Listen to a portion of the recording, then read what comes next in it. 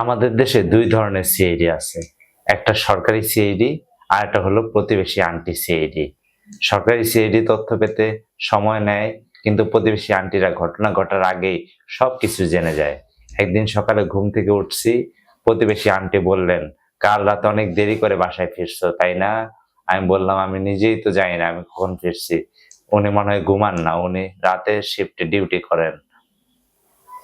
প্রতিবেশীদের একটা অদ্ভুত প্রতিভা আছে। নতুন জামা কিনলে বলবে, ও নতুন জামা। নতুন ফোন কিনলে বলবে কত দাম।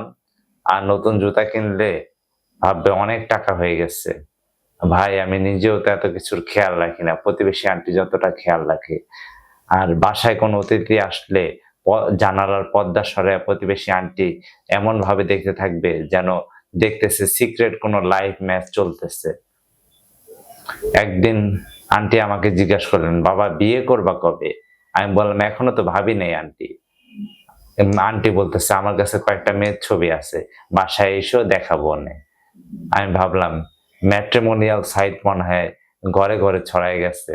আন্টিও একটা ম্যাট্রিমোনিয়াল সাইট। আর আমি মনে হয় কোনো মানুষ না, আমি কোনো একটা প্রকল্প, যে প্রকল্প তত্ত্বাবধায়ক হচ্ছে এই আন্টি।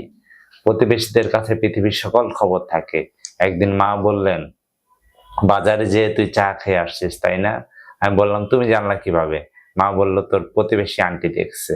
ভাবা যায় সিসিটিভির ক্যামেরার কাভারেজ তো এত দূর নাই, আন্টির যে পর্যন্ত কাভারেজ। তবে একটা কথা মানতেই হবে, প্রতিবেশীরা যতই কৌতূহলী হোক, পাড়ার কোন সমস্যা হলে সবার আগে তারাই ঝাঁপায় পড়ে। তাদের ছাড়া গল্প অসম্পূর্ণ। তাই প্রতিবেশীদের প্রতি রইল বিনম্র শ্রদ্ধা।